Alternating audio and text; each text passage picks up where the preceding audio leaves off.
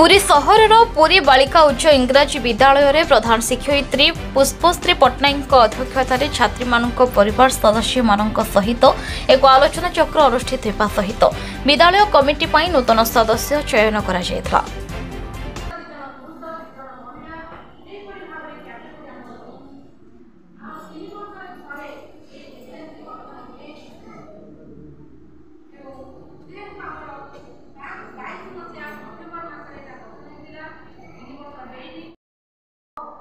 मतामत देवे आमर कौन डिफेक्ट रहा कौन बा सदस्य डिफेक्ट केवल नुह धरण सदस्य मीटिंग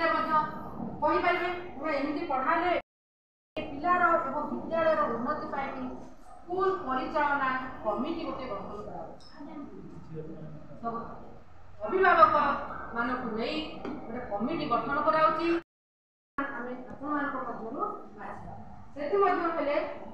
दुई जन पुरुष ओबीसी बाछिबा जने ओबीसी महिला बाछिबा आ एससी पुरुष बाछिबा ए मेंबर मानक आमे बाछिबा तो प्रथमे आमे आगो बाछिबा ओबीसी ये को माने ए आपण तो सहयोग हमर सहयोग तो हाथ बाटेले पिला निश्चित भाबरे पढबेको आपण अनुष्ठान आमे आमे चाहि आमे आज पाठ पर आज जीवन पर आज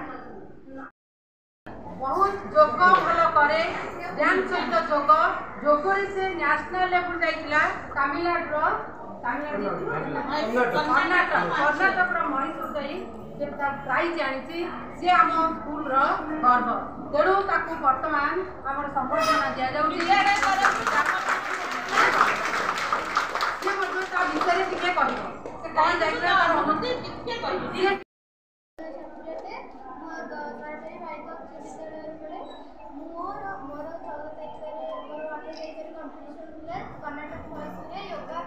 नेशनल योगा ओलंपियाड जाइए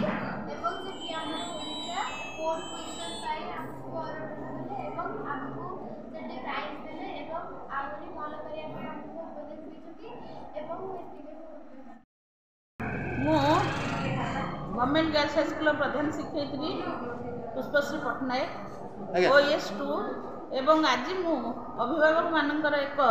पीटीए मीटिंग डकई से आमर अभिभावक माने बहु संख्यक उपस्थित थिले। अभिभावक मान तरफ आमर एसएमसी नवनिर्वाचित सभ्य मानक से बाछिले यही नव निर्वाचित सभ्य संख्या होची 5 आमर कैटेगरी अनुसार ओबीसी 2 एससी 2 एवं ओबीसी महिला 1 नवनिर्वाचित हेली एथिबाई आमर सहयोग कले मोर वरिष्ठ शिक्षयित्री विमला सेनापति धन्यवाद अर्पण कले अलका नंदा एवं ता सहित